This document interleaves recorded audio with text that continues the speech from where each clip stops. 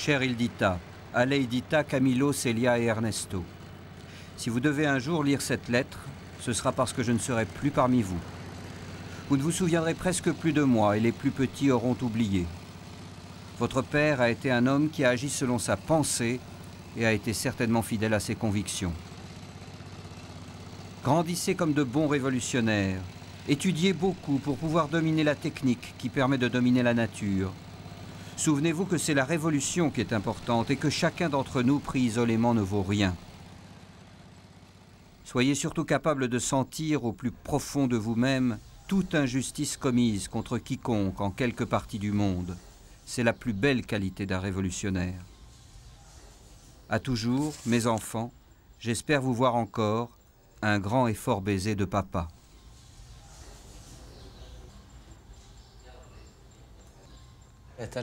Voici la lettre d'adieu que nous a laissée mon père en partant.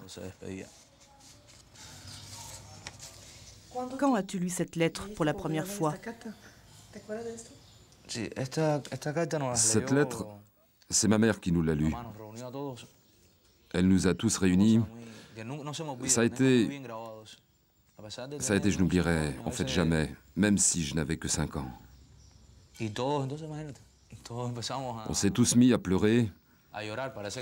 Petit à petit, tous les membres de la famille ont pleuré.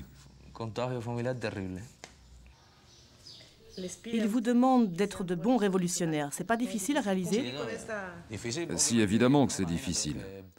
Imagine un peu le poids que ça représente de rencontrer des gens qui te disent « sois comme ton père ». Il y a toujours quelqu'un qui t'observe, qui te contrôle, et en même temps qui exige des tas de choses de toi. Par exemple, à l'école, on te considère toujours comme le fils du Che. Bien sûr, c'est lourd à porter. Moi, ce que j'aimerais, c'est qu'on me prenne simplement pour ce que je suis, Ernesto Guevara March, mais ça, il faut le mériter.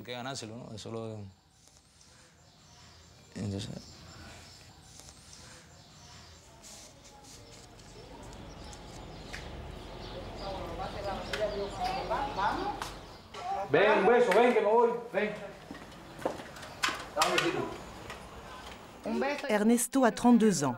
Il est le 5e enfant d'Ernesto Che Guevara, abattu il y a tout juste 30 ans en Bolivie. Père de 2 enfants, il habite chez sa mère, Aleida, la gardienne du temple guévariste. Difficile d'entrer dans l'intimité de cette tribu très solidaire.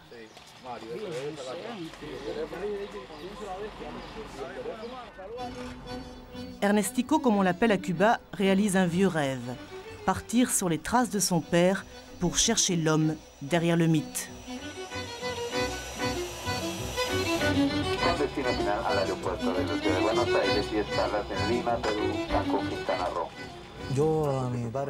Moi, mon père, je ne le considère pas comme un mythe, mais comme une personne bien vivante. Un homme qui s'est sacrifié, qui faisait ce qu'il pensait. Le mot mythe me dérange dans la mesure où il désigne un homme intouchable.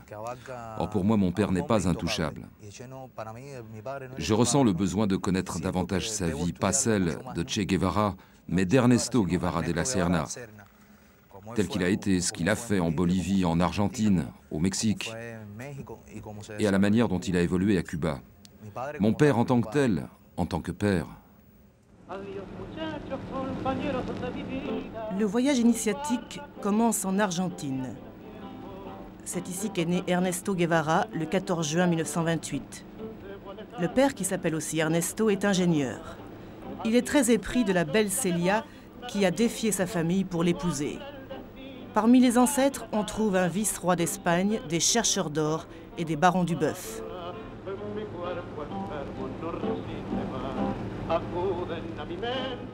À 2 ans, le bambin est terrassé par une crise d'asthme qui bouleverse sa vie. La famille déménage à Altagracia, une bourgade balnéaire à 700 km de Buenos Aires. Pour Ernestico, c'est le retour aux sources.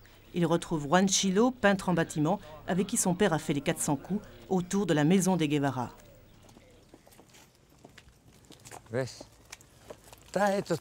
Tout est encore exactement comme avant.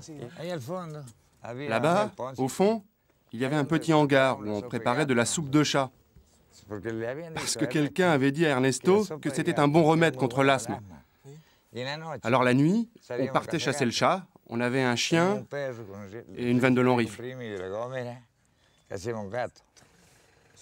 De la soupe au chat. Oui, de la soupe au chat.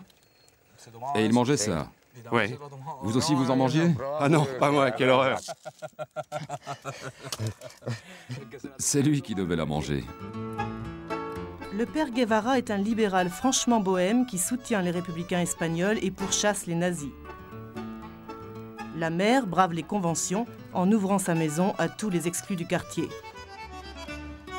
La fortune familiale part en fumée, mais les enfants sont rois. Ernesto est l'aîné de 5 enfants. Maladif, il a décidé d'impressionner son monde. Il soigne son asthme en jouant les caïds.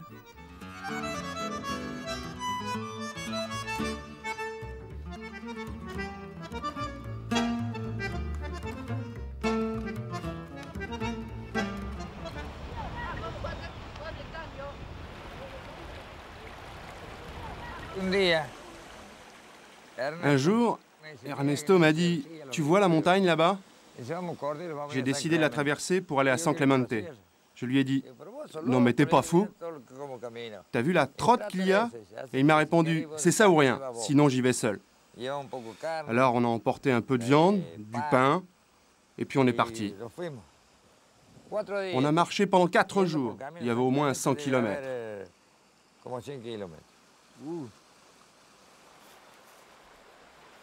Quand on jouait au foot et que ça tournait mal, il devenait fou. Et il avait une crise d'asthme. Il me disait « Juanchilo, donne-moi une cigarette contre l'asthme. » Il la fumait et retrouvait son souffle. Après, si on se mettait à gagner, il se calmait. Mais si on perdait, il attrapait son inhalateur et inspirait profondément. Quand on participait à des championnats, il fallait se faire inscrire dans l'église. Mais Ernesto, il n'entrait jamais. Il restait dehors. Et pourquoi il n'entrait pas? Tu ne l'aurais jamais fait entrer dans une église. Il était athée et il ne supportait pas les curés.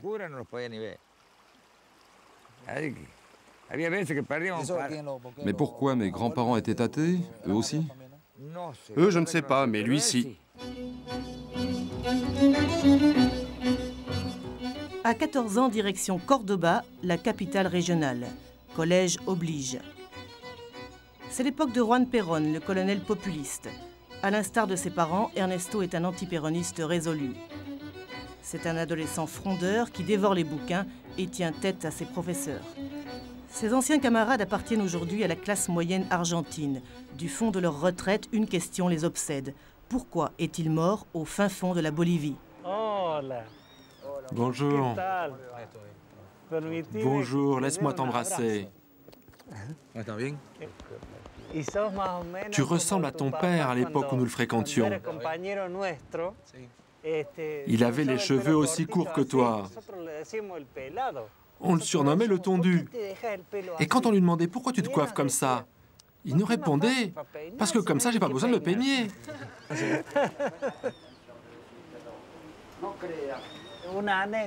Une anecdote. Quand il est parti au service militaire, il nous a raconté qu'il avait fumé des cigarettes blondes pendant une semaine. Au moment de la visite médicale, on lui a demandé s'il souffrait d'une maladie quelconque. Il a répondu « Non, j'ai juste un peu d'asthme parfois. »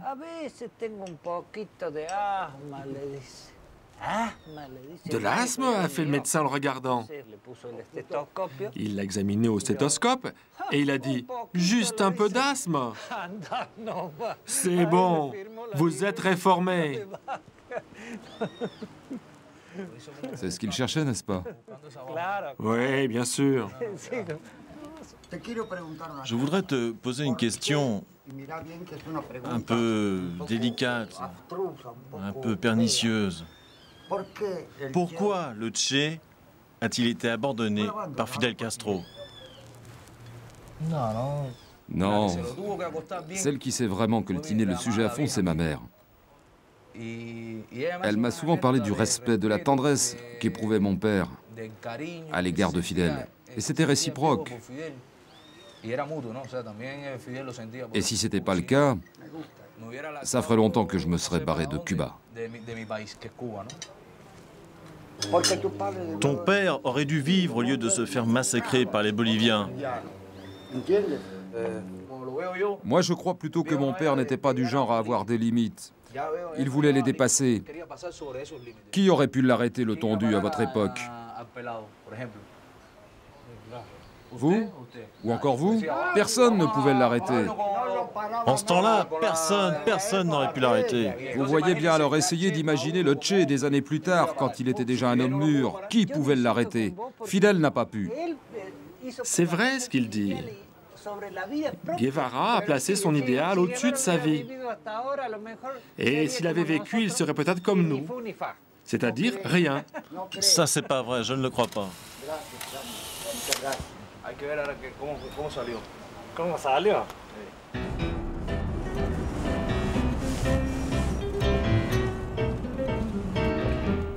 À 19 ans, Ernesto Guevara s'inscrit à la fac de médecine de Buenos Aires. Les études ne le passionnent guère. Il préfère les petits boulots, les copains et les femmes. Elle craque littéralement devant ce beau ténébreux qui a pourtant la phobie de l'eau froide et donc de l'hygiène. Lui rêve de voyage. À 22 ans, il fait le tour de l'Argentine à vélo. Un an plus tard, il repart avec son copain Alberto Granado, de 6 ans son aîné, un périple en moto de 7 mois à la découverte de l'Amérique latine.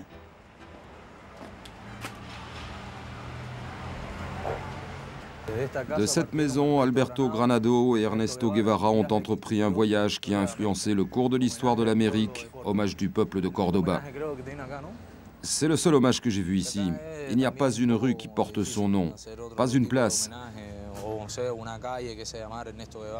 Manifestement, ces idées ne plaisent pas au gouvernement argentin. Ça t'ennuie? Oui, ça me gêne.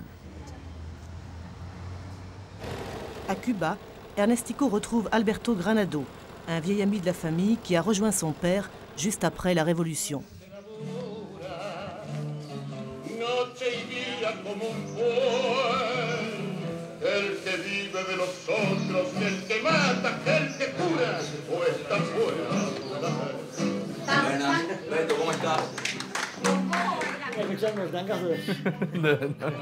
Bailando el tanguito.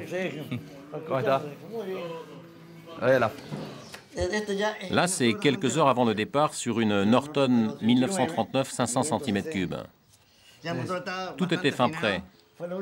Et c'est la seule et unique fois que j'étais le chef, parce que après, au fur et à mesure que nous avancions dans le voyage et dans la vie, Ernesto m'a fait comprendre que le chef, c'était lui.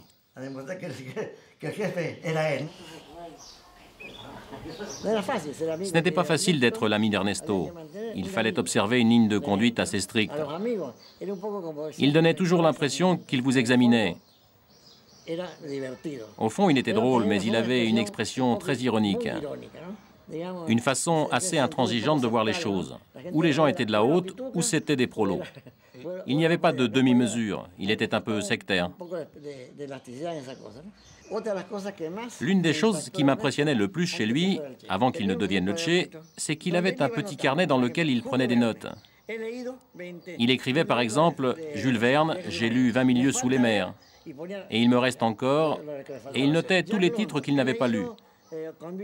Jack London, par exemple, j'ai lu Cro-Blanc, Marx, il lisait tout. Il aimait beaucoup la poésie. Pourquoi ce voyage? Nous avions un plan général. D'abord, nous voulions visiter certains pays d'Amérique latine. Pourquoi? Parce qu'avec l'éducation que nous avions reçue, nous connaissions mieux le Mont Blanc que le lac Titicaca. Et nous savions plus de choses sur les affluents du Rhin que sur ceux de l'Amazone. Et quelle a été l'expérience la plus enrichissante du voyage? L'une d'elles a été la mine de Chuquicamata, parce que c'est une chose que d'assister à une conférence sur l'échange inégal et une autre que de se retrouver dans la cantine d'une mine dirigée par les ricains et de se rendre compte qu'un repas d'$1 équivaut à la semaine de travail d'un ouvrier. Une fois, en discutant avec un syndicaliste, Ernesto lui a demandé « Combien de morts par silicose avez-vous eu dans cette mine ?» Le type lui a répondu « Franchement, personne ne m'avait jamais posé une question pareille. »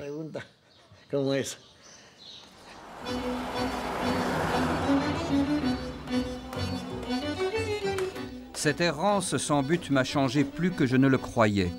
Mon destin est de voyager et je l'accepte avec une sorte de fatalisme. Ernesto Guevara écrit cela dans son premier journal de bord. Désormais, il ne lâchera plus ses carnets. À peine promu docteur en médecine, il repart sur les routes de ce qu'il appelle l'Amérique majuscule, un voyage dont il ne reviendra jamais. Première étape, la Bolivie, où des généraux réformistes ont pris le pouvoir. Voilà un pays où on peut dilater ses poumons et les gonfler de démocratie. Et puis le Guatemala, où il assiste à un coup d'État fomenté par les États-Unis. Il devient anti-américain et se lie avec les communistes guatémaltèques. Je pourrais ouvrir une clinique et devenir riche, mais ce serait trahir mes 2 mois, le socialo et le routard. L'Amérique sera le théâtre de mes aventures bien plus que je ne l'aurais cru.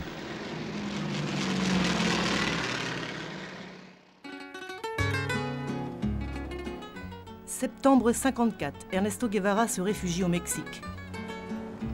On respire ici la démocratie du dollar. Maintenant, Karl Marx est primordial, c'est le chef.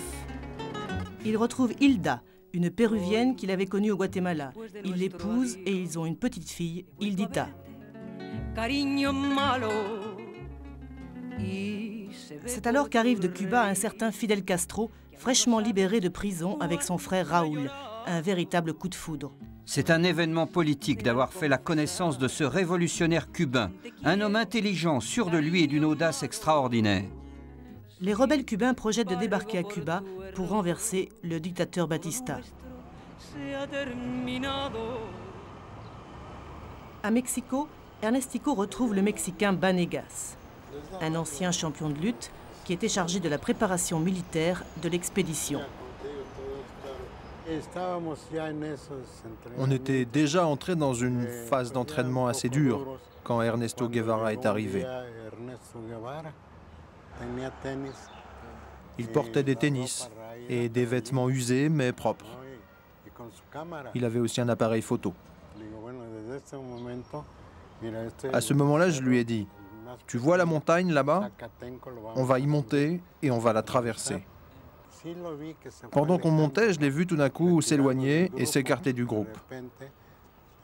Il a commencé, vous savez, à manquer d'air. Je lui ai dit, mais qu'est-ce qui t'arrive? Et il m'a répondu, écoute Vanegas, ce que tu viens de voir, garde-le pour toi. J'imagine qu'il avait peur que Fidel sache qu'il était malade et qu'il l'éjecte du groupe.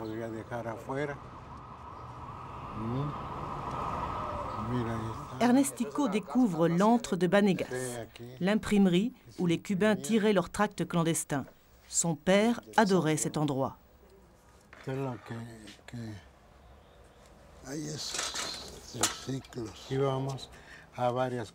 On organisait de nombreuses conférences. On lisait Karl Marx, Mao Tse-tung, Engels et aussi les écrits de Fidel. Le Che était l'un de ceux qui parlait vraiment beaucoup.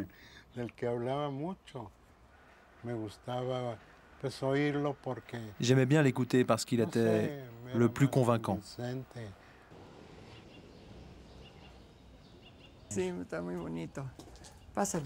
Antonio del Conde était le deuxième Mexicain de la bande à Fidel. Trafiquant d'armes, c'est lui qui a fourni le Granma, le bateau qui a débarqué à Cuba. C'est à cette époque qu'Ernesto Guevara est surnommé le Che, car en bon argentin, il commence chaque phrase par ce petit mot. Ernestico nage en plein polar. Ton père, je ne l'ai pas connu ici, mais à La Havane. La première chose que j'ai dite à Fidel, quand nous nous sommes rencontrés, c'était « Je suis sous vos ordres et je vous aiderai si vous le souhaitez. Mais je ne veux traiter qu'avec vous. » J'étais un riche industriel et je devais vraiment me protéger. Pour moi, ton père, c'était le médecin de l'expédition.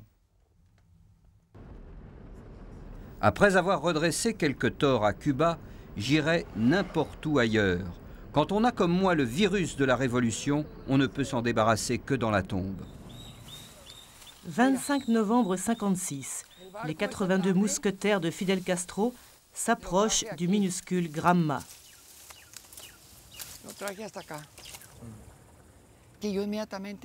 j'ai fait monter immédiatement les gens dans le bateau pour que personne ne reste sur la berge. Je leur ai demandé de s'asseoir, serrés les uns contre les autres,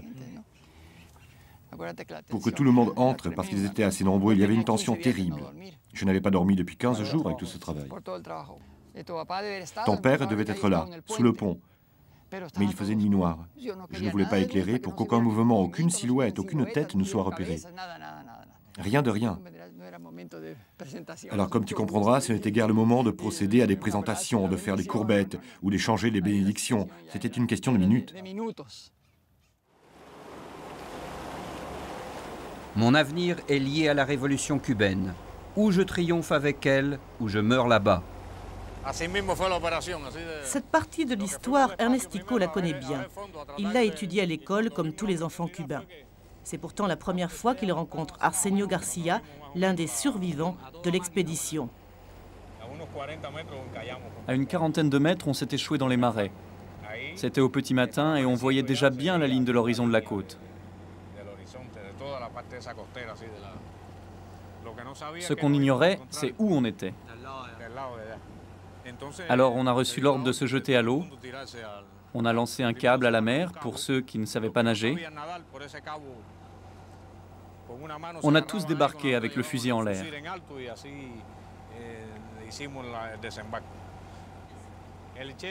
Le Che se trouvait parmi les 40 premiers hommes à débarquer.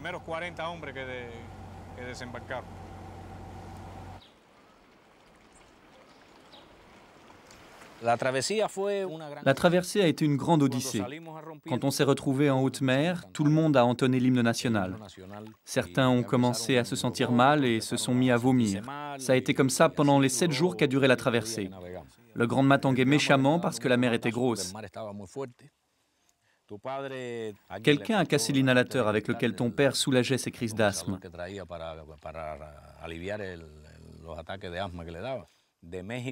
Du Mexique jusqu'ici, il a eu 2 ou 3 crises très violentes. Il devenait tout cramoisi. Ce ne fut pas un débarquement, mais un naufrage. Nous avons vécu les journées les plus angoissantes de la guerre, entre la soif et la faim, le sentiment de notre défaite et l'imminence d'un danger. Le débarquement est repéré par l'armée qui bombarde la région. Seuls 12 membres de l'expédition gagnent le maquis de la Sierra Maestra.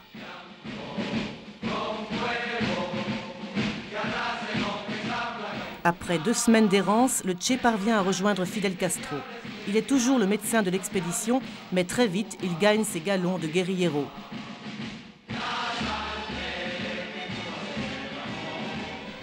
Les rebelles recrutent parmi les paysans déshérités et sont appuyés par un réseau clandestin implanté dans toute l'île. En quelques mois, la colonne des insurgés compte 200 hommes.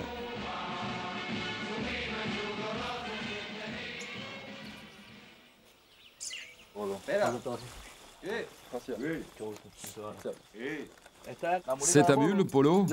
Non, je vais à pied. Il s'appelle Polo Torres. On le surnomme le capitaine aux pieds nus. C'est le premier messager du Che dans la Sierra Maestra.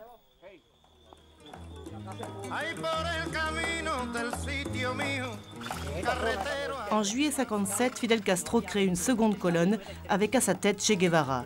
Il le nomme commandant. Une promotion qui fait des jaloux car l'Argentin est le premier à recevoir ce grade. C'est là qu'on lui offre la petite étoile de son béret.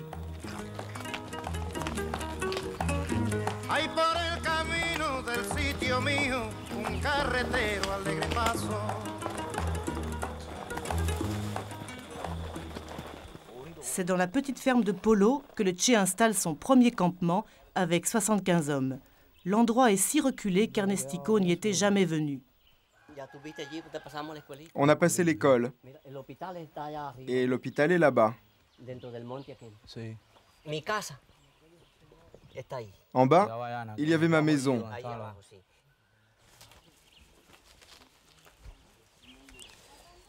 Polo, comment as-tu connu le Che? Le Che, on m'avait dit que dans la région, il y avait des rebelles. Alors je les ai cherchés dans la montagne, mais je ne les ai pas trouvés. Un jour, ils sont venus ici, m'ont fait prisonnier et m'ont amené là où se cachait le Che. Je lui ai dit que ma ferme, la Mesa, était à sa disposition. Il m'a demandé de lui servir de guide et je leur ai préparé à manger. Après le repas, il m'a dit « Hé Polo, tu m'as fait un sabotage ?» Un sabotage?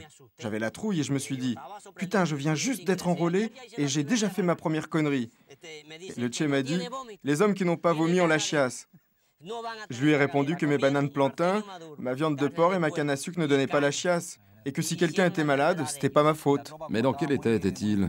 Ils étaient sous-alimentés et en piteux état. Mais pourquoi tu voulais rejoindre les rebelles? À cause de toutes les injustices. Si tu étais venu voir cette ferme avant moi, tu te serais rendu compte qu'il y avait d'autres terres bien meilleures. Mais elles appartenaient aux riches.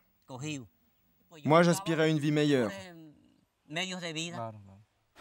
Le Che construit un hôpital, une école pour alphabétiser les rebelles, une armurerie, une fabrique de cigares et une mini-centrale électrique. Robinson Crusoe est doublé d'un Robin des Bois. Ça, c'était la prison. On y enfermait les traîtres et les rebelles qui étaient punis par le Che. Ceux qui avaient volé, par exemple. Certains y restaient parfois 5 jours sans manger. Ça devait être dur de cohabiter avec des ennemis ou avec des traîtres. Il fallait bien s'y faire. Mais bon, ça doit être dur, non? Ici, on n'a fusillé qu'un seul traître. L'autre passion du Che, la presse clandestine. Il fonde un journal, le Cubain Libre, et Radio Rebelle. Son 16 los meses que hemos estado en la Sierra Maestra. Hoy aprovecho la oportunidad de la visita de un periodista cubano para dar al pueblo de Cuba el primer saludo que tengo oportunidad de dar. Pueblo que he decidido defender, conociendo solamente a través de la acción y del pensamiento de nuestro jefe Fidel Castro. Tu sais, quand j'ai appris la mort du Che,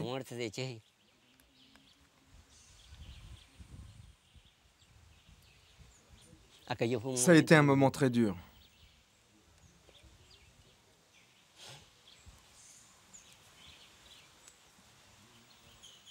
Tu étais retourné dans la plaine? Oui, c'était le matin. J'étais en train de rassembler le bétail à Manzanillo. C'est un homme noir qui travaillait sur les bateaux et qui m'a dit «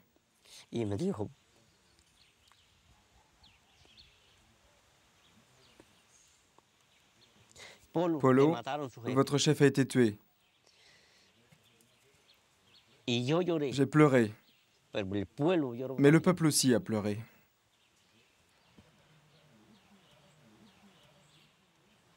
Le Che n'était pas un guerriero. C'était notre père à tous. Nous l'aimions comme un fils et comme un père.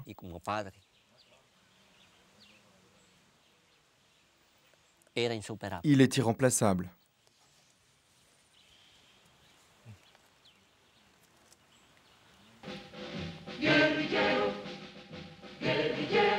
Août 58, le Che est chargé d'une mission périlleuse, se déplacer à 500 km vers l'est pour couper l'île en deux. La traversée dure 47 jours au milieu des cyclones et du harcèlement de l'armée. Les hommes étaient pieds nus, morts de faim et très indisciplinés. Je devais aller jusqu'à la punition physique pour qu'ils marchent. Je leur disais qu'ils étaient en train d'écrire une page importante de l'histoire de Cuba.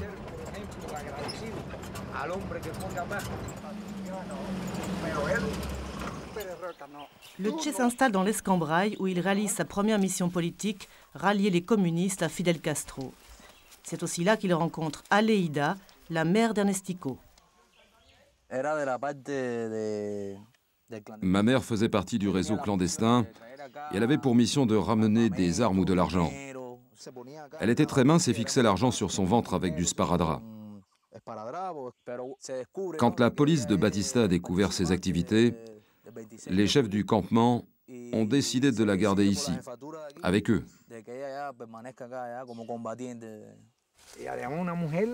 C'était une femme de tempérament. On dit que les pôles opposés s'attirent.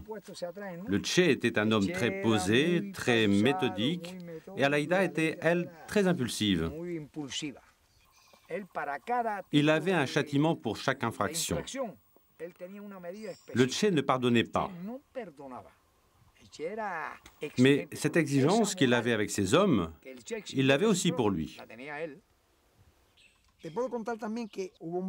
Un jour, lors d'un bombardement, tout le monde s'est enfui en courant. Moi-même, je m'apprêtais à fuir quand j'ai vu le Che. Il m'a regardé et son regard m'a tellement impressionné que je suis resté pétrifié.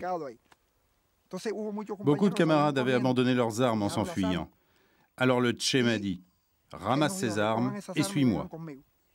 Il marchait tout doucement comme si de rien n'était. Nous entendions les bombes tomber près de nous et les mitraillettes. Et moi, j'attendais qu'ils se mettent à courir. Plus tard, les camarades qui avaient laissé leurs armes sont revenus. Discrètement, ils récupéraient leurs armes et le Che leur disait « Prends ton arme et viens ». Après, il lui disait « Toi, tu n'as pas le droit d'avoir une arme ». Alors il la lui retirait et la posait par terre. Tous ceux qui avaient abandonné leurs armes ont été désarmés.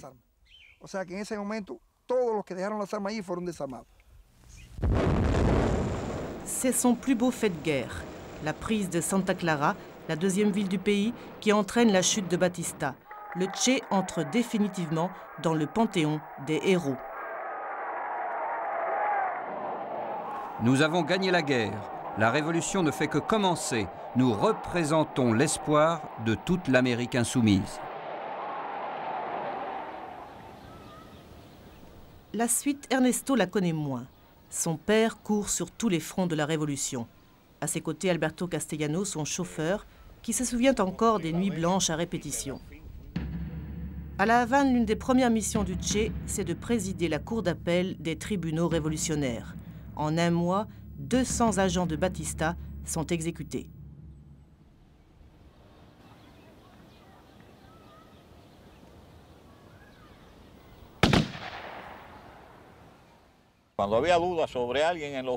Quand des doutes planaient sur la culpabilité d'un homme, on vérifiait. Mais quand il n'y avait aucun doute, ton père était strict et il appliquait sans hésitation la peine capitale. Dans ces cas-là, il n'hésitait pas un instant. Ici, il y avait un prisonnier, Otto Meruelo, un journaliste qui travaillait pour Batista mais qui n'avait tué personne. Un jour que le Che sortait d'ici, un petit garçon d'une 8aine d'années s'est approché de lui et lui a demandé « Mon commandant, je suis le fils d'Otto Meruelo et j'aimerais savoir ce qui va arriver à mon papa. » Le Che lui a répondu très gentiment « Mon petit, ton père sera jugé, mais on ne lui appliquera pas la peine capitale. » L'enfant est reparti tout content et le Che nous a dit « Vous allez voir, bientôt on va m'envoyer les enfants pour sauver la peau de leur père. »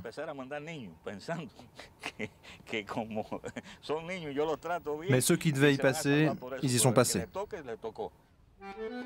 Après 6 ans de séparation, le Che retrouve ses parents à La Havane, puis sa petite fille Hildita qui s'installe avec sa mère à Cuba. Le Che divorce et épouse Aleida. Et puis il y a Fidel, avec qui le Che invente la révolution. Réforme agraire, campagne d'alphabétisation, l'homme au béret est partout.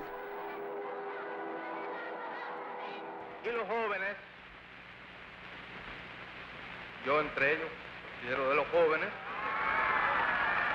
tenemos que estudiar y estudiar fuerte. Para nosotros no hay eso de que la vista me duele, que no me entra la lectura, que se me cansa, que no hay espejuelos, que tengo mucha guardia, que los niños no me dejan dormir, todas esas cosas que andan por ahí sueltas. Hay que estudiar de todas. C'est aussi le Che qui pousse à la roue pour nationaliser les entreprises américaines. Les États-Unis répliquent par un embargo. Puis c'est l'invasion de la baie des cochons. L'anti-américanisme du Che n'aura plus de répit. Pour construire le communisme, il faut changer l'homme en même temps que l'économie. Février 61, le Che est nommé ministre de l'Industrie. Orlando Borrego est son bras droit. C'est un intime de la famille. Pour Ernestico, un peu son second père. Ils se rencontrent dans le bureau du Che qu'Ernestico ne connaissait pas. Le bureau n'a pratiquement pas changé. Il s'asseyait souvent ici pour travailler. Il y avait des papiers partout, car ton père n'était pas très ordonné. Les enfants venaient souvent ici, toi non, parce que tu n'étais pas né. Mais dès qu'il avait un moment de libre, il envoyait chercher Il Dita, par exemple. Ici, c'était les toilettes. Il aimait tellement lire qu'il profitait de chaque minute. Et il avait même fait installer un téléx pour pouvoir travailler ici et recevoir les informations internationales. Il savourait tous ces instants. C'est dans ce bureau qu'il a approfondi ses connaissances sur le marxisme et mis aussi en pratique son savoir théorique et ses idées sur la société à laquelle il aspirait.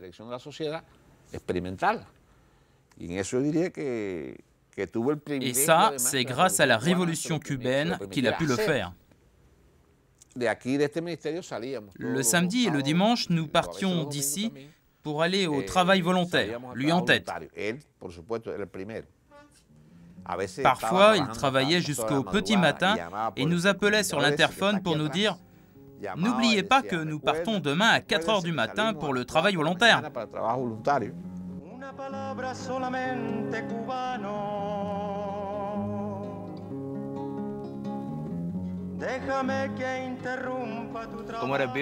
Comment mon père traitait-il les gens qui commettaient des erreurs? Eh bien, par exemple, il y avait un endroit où on allait faire du travail physique si on avait commis une erreur.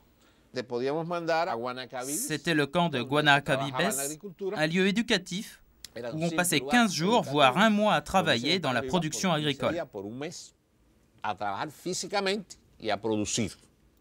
En plus, il y avait une équipe de professeurs qui, après l'effort physique, te faisaient étudier. Le Che s'y rendait le samedi ou le dimanche pour travailler avec ceux qui avaient été sanctionnés. Mais quand le fonctionnaire avait purgé sa peine, alors il réintégrait son poste au sein du ministère. Pendant ce temps, la famille s'agrandit. 4 enfants naissent, mais le Che les voit peu. En 6 ans de vie cubaine, il passe 11 mois à l'étranger comme porte-parole de la Révolution. Je n'ai plus ni maison, ni femme, ni enfant, ni père, ni mère. Je suis toujours un homme solitaire qui cherche son chemin, mais maintenant j'ai le sens de mon devoir historique.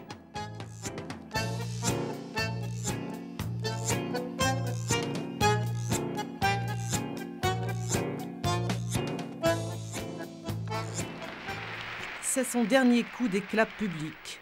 Le commandant Che Guevara débarque aux Nations Unies en treillis kaki, où il dénonce l'international du crime, entendez les impérialistes. Esta gran humanidad ha dicho basta y ha echado a andar. Y su marcha de gigantes ya no se detendrá hasta conquistar la verdadera independencia por la que ya han muerto más de una vez inútilmente. Patria o muerte.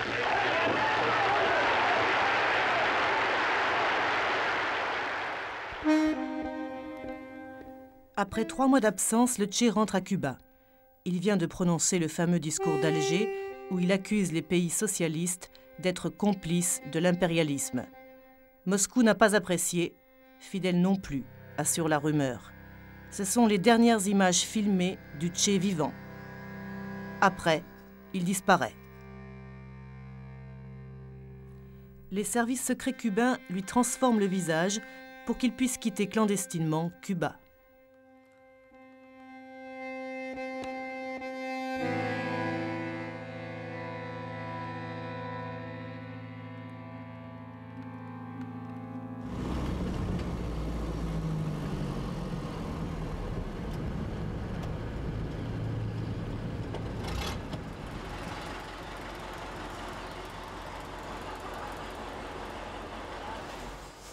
Son nom de guerre est Ficine.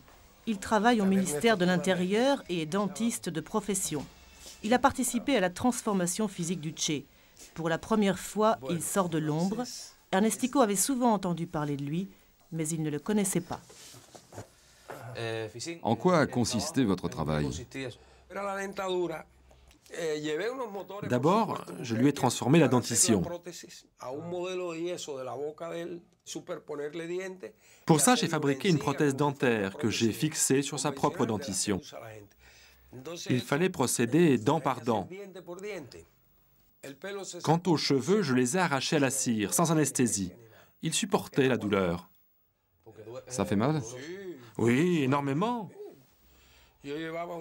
Il avait aussi des lunettes fabriquées ici qui lui permettaient de voir devant et derrière. On avait ajouté des verres sur les côtés pour qu'il puisse voir ce qui se passait dans son dos sans tourner la tête. Il aimait beaucoup la prothèse dorsale. C'était une toile plâtrée qui lui tenait chaud. Et c'est sans doute pourquoi il l'appréciait tant, car tu sais que les asthmatiques aiment la chaleur. Elle le moulait complètement, et ça le rendait voûté. Un jour, j'ai remarqué qu'il avait une toute petite carie. Je lui ai dit, vous savez, pour le moment, elle est minuscule, mais d'ici 4 ou 5 ans, elle va s'agrandir et se creuser. Il m'a répondu, ah, Ifissine, d'ici 4 ou 5 ans, les cochons joueront avec mon cadavre dans la campagne. Quelle prémonition! Un jour, on m'a appelé pour que j'aille identifier une photo. Tu sais, c'est le fameux cliché où ton père est étendu dans le lavoir. Je suis l'une des premières personnes à avoir confirmé que c'était bien lui, car à l'époque, personne ne voulait croire qu'il était mort.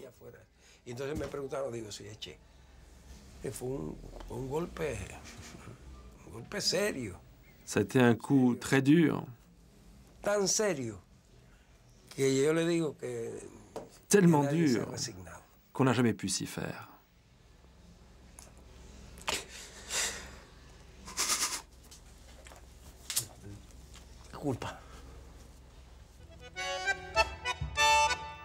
Le Che part clandestinement au Congo pour appuyer le mouvement de libération d'un certain Kabila.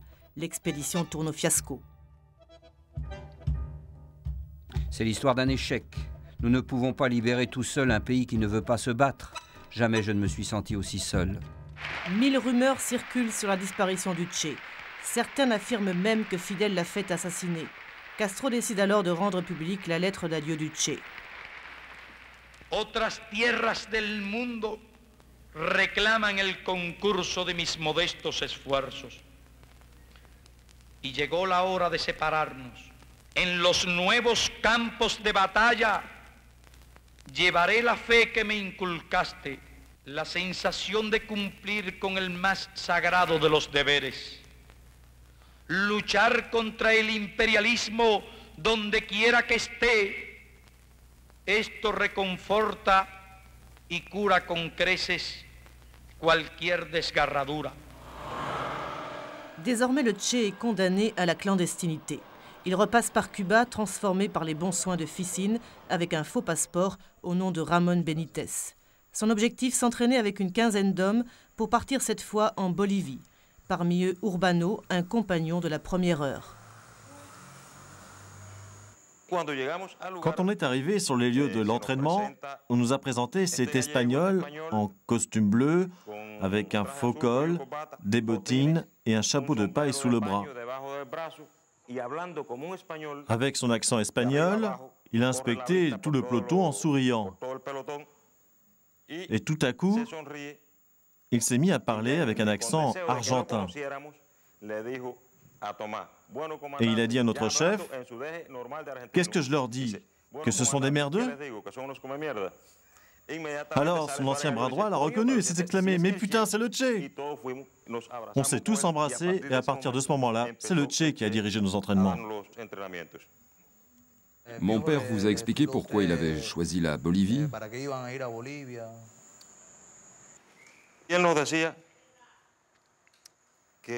Il nous disait que les États-Unis rassemblaient toutes leurs forces contre Cuba et qu'il fallait détourner leur attention vers un autre pays. Et que pour cela, il fallait créer 1, 2 ou même 3 Vietnam en Amérique latine. De plus, il nous a expliqué que la Bolivie était le cœur de l'Amérique du Sud, avec des frontières communes avec 5 pays, et que c'est pour ça qu'il fallait poursuivre la lutte là-bas. Enfin, il nous a dit que le dernier pays que nous libérerions, après la Bolivie, serait l'Argentine. Le Che dîne une dernière fois avec ses enfants. Il est déguisé en Ramon. Aucun d'eux ne le reconnaît. Ta mère t'a raconté comment ça s'est passé? Il s'est présenté comme un Espagnol. Il a demandé à ma sœur Aleidita un verre de vin qu'il a coupé avec de l'eau. Alors elle lui a dit « Tu le bois comme mon papa ». Comme il lui faisait des câlins, elle s'est réfugiée dans les jupes de ma mère en lui disant « J'ai l'impression que ce monsieur est amoureux de moi ». Je regrette vraiment de ne pas avoir été plus grand pour avoir des souvenirs de mon père vivant.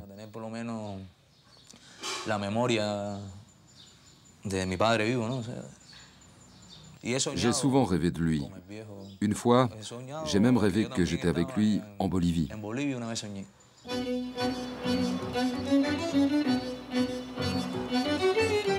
Aujourd'hui commence une nouvelle étape. Nous allons essayer de faire en sorte que cela dure le plus possible.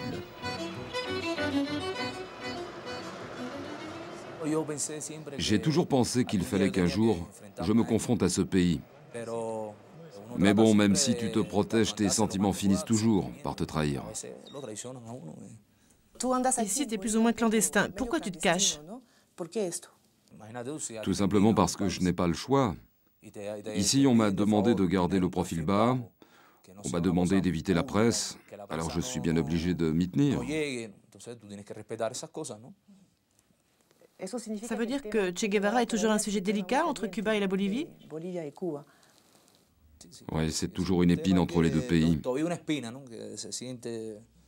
J'espère simplement que ça finira un jour par s'arranger. Pour Ernestico, c'est la partie la plus difficile du voyage. Il refuse de rencontrer certains témoins, comme les dirigeants du Parti communiste bolivien, qui, selon lui, ont trahi son père.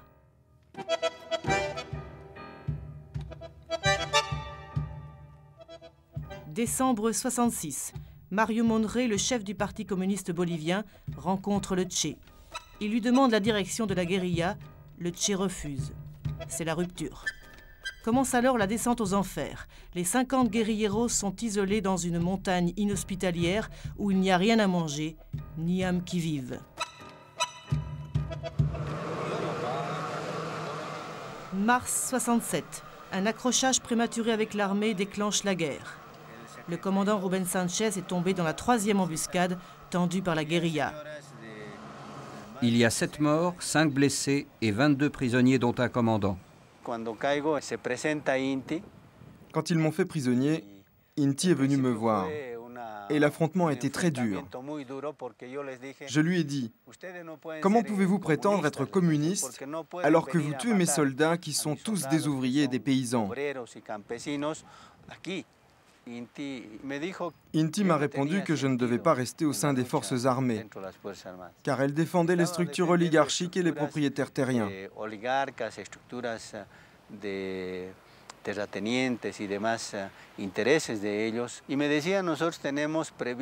Il m'a dit qu'ils avaient prévu que la guérilla durerait 10 ans et m'a demandé de les rejoindre. Ce soir-là, je n'ai pas vu ton père. Peut-être qu'il était parmi les hommes qui me regardaient. L'un d'entre eux m'a pris en photo et j'ai pensé qu'il pouvait être le Che, car il était grand. Plus tard, lorsque la guérilla s'est divisée en 2 groupes, la capture par l'armée de Chingolo et d'Eusebio a été décisive. Ils avaient déserté. Oui, Chingolo a révélé l'existence des caches de Nankabasu, là où les guérilleros entreposaient les armes, les vivres et les photographies. C'est là qu'on a retrouvé le passeport de ton père et des photos où il y avait Loyola Guzmán. C'est comme ça qu'on a pu démanteler tout le réseau de La Paz.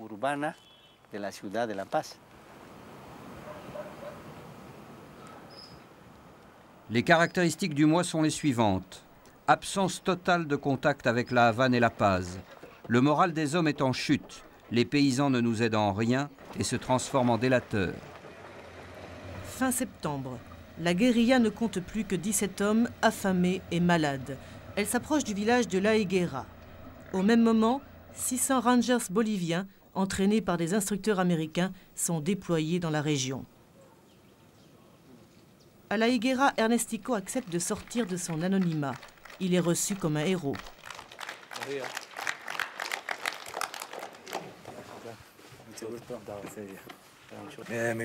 Je m'appelle Ernesto Guevara March. Je suis le fils cadet du commandant Ernesto Guevara.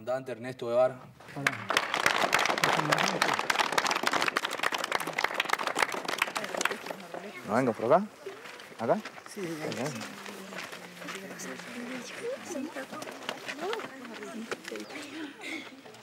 Ese le va a salir el corazón. 7 octobre, le Che campe dans un ravin proche de La Higuera. Dans son journal, il écrit ces derniers mots. Nous avons fait prisonnière une vieille qui a une fille naine. Nous lui avons donné 50 pesos pour qu'elle se taise. Vous vous souvenez des événements? Oui, je l'ai connu vivant, mais je n'ai pas pu parler avec lui car ma grand-mère ne m'a pas laissé faire. À cette époque, on ne laissait pas les enfants bavarder avec les grandes personnes. Et quel âge aviez-vous? 13 ans. 13 ans. Et vous vous souvenez des combats? Bien sûr que oui. Je me souviens de tous ces malheurs et de la tristesse qu'on éprouvait quand on entendait les balles siffler dans le ravin du Churo. «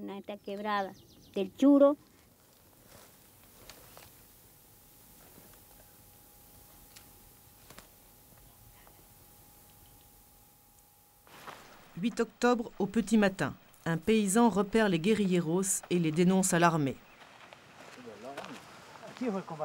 C'est là qu'a eu lieu le combat.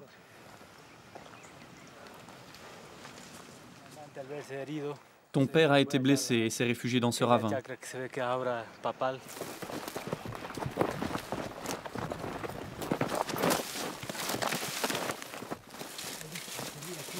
Voilà, c'est ici.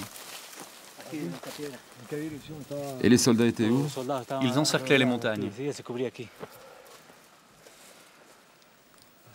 C'est là qu'il a été fait prisonnier, donc? Oui, c'est là, sur cette pierre. Voici l'homme qui a capturé le Che, le capitaine Gary Prado, aujourd'hui général. Ernestico n'a pas voulu le rencontrer, et lui non plus. C'étaient 2 types crasseux, les cheveux en broussailles que mes hommes ont capturés. Quand je leur ai demandé de décliner leur identité, l'un d'eux m'a répondu « Je suis le Che Guevara ». J'ai regardé ses signes distinctifs, ses arcades sourcilières protubérantes et sa cicatrice au dos de la main. Et comme le signalement correspondait, j'ai pris les mesures de sécurité qui s'imposaient. Alors le Che m'a dit « Ne vous inquiétez pas, tout est fini maintenant. Ça n'a plus de sens. » Blessé à la jambe, le Che est emmené à La Higuera. Pendant 24 heures, il est enfermé dans l'école du village. Les militaires défilent pour voir à quoi ressemble l'ennemi public numéro 1. Parmi eux, Niño de Guzmán, le pilote chargé de rapatrier les blessés. Ernestico n'a pas voulu rencontrer l'homme qui a pris la dernière photo de son père vivant. Nous sommes partis avec le colonel Zenteno.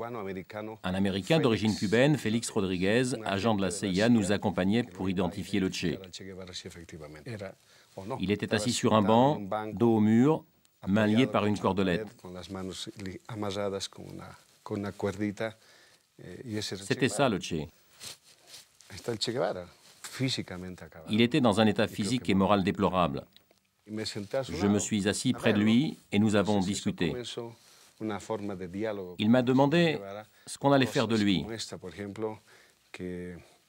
Je lui ai répondu que j'avais la mission et l'ordre de le ramener vivant à Valle Grande.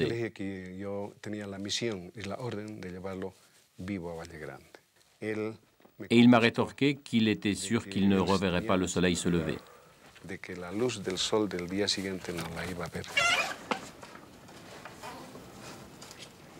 9 octobre 67 à 13h10, le Che est abattu à bout portant par une rafale de mitraillettes dans la petite école de la Higuera.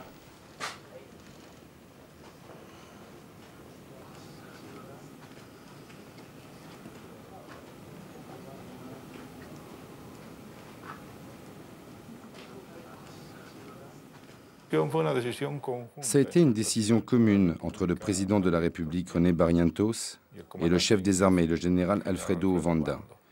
Ils ont pensé que c'était la meilleure manière d'en finir avec le problème.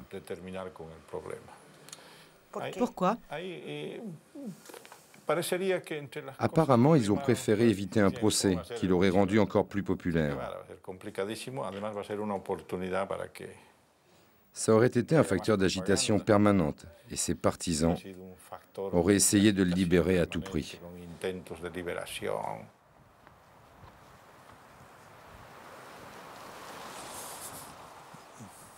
Le cadavre du Che est transporté dans le lavoir de l'hôpital de Valle Grande, la ville la plus proche.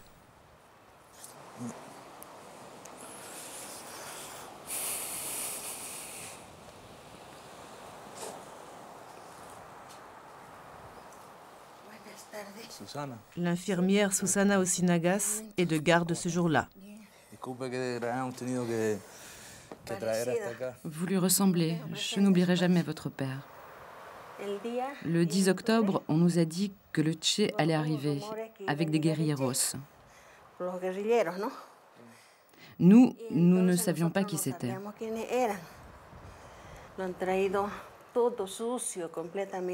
Quand ils l'ont amené, il était très sale. Avec une autre infirmière, nous l'avons entièrement déshabillé. Il portait 2 pantalons, 3 paires de chaussettes, 2 chemises, un blouson.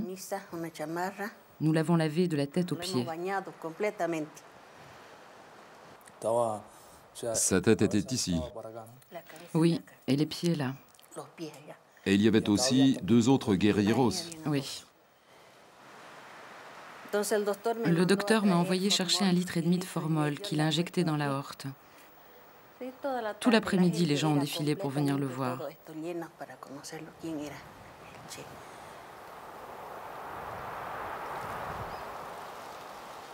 Après avoir exposé son corps, les militaires lui coupent les mains, officiellement pour relever les empreintes digitales. Puis ils font disparaître le cadavre. Ses yeux m'ont beaucoup impressionné, moi et tous les gens qui l'ont vu, parce qu'il nous regardait. On avait beau changer de place, son regard nous suivait. Il ressemblait au Christ. C'est pour ça que je dis que le Che est parmi nous, et même s'ils ont emmené ses restes, il est toujours ici.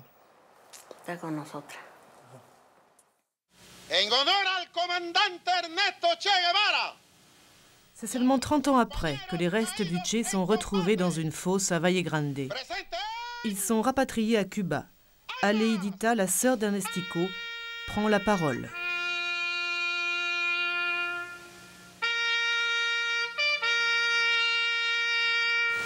Querido comandante, hace más de 30 años, nuestros padres se despidieron de nosotros. No volvimos a verlos. Vivimos, quizás por primera vez, momentos de mucho dolor, pero no llegan vencidos. Vienen convertidos en héroes, eternamente jóvenes, valientes, fuertes, audaces. Nadie puede quitarnos eso. Hasta la victoria siempre, patria o muerte.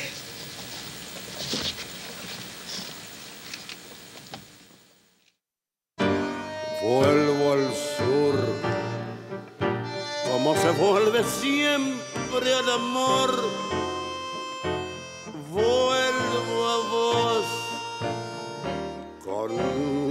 deseo, con mi temor. Llevo el sur como un destino del corazón. Soy del sur.